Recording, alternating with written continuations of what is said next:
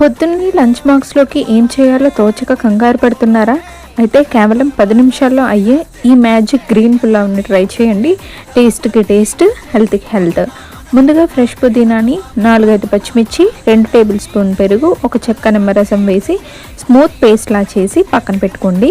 అలాగే గ్లాస్ రైస్ని తీసుకొని 2-3 సార్లు క్లీన్ చేసుకొని కొంచెం వాటర్ని వేసి పక్కన ఉంచుకోండి.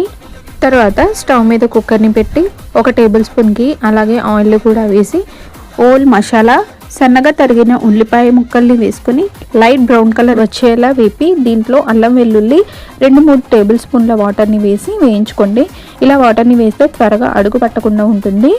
తర్వాత కడిగి పెట్టుకున్న రైస్ని వేసి మెల్లగా 2 నిమిషాలు కలిపిన తర్వాత పుదీనా పేస్ట్, తగినంత సాల్ట్ని వేసి అంతా కలిసేలా కలుపుకొని వాటర్ని వేసి 2 విజిల్స్ వస్తే అంతేనండి, మన పుదీనా పులావ్ రెడీ అయిపోయింది. ఈరోజు మీ ఇంట్లో లంచ్ బాక్స్లోకి ఏం చేశారో కామెంట్ చేయండి. ఇలాంటి మరెన్నో క్విక్ రెసిపీస్ కోసం ఫాలో చేయడం మర్చిపోవద్దు.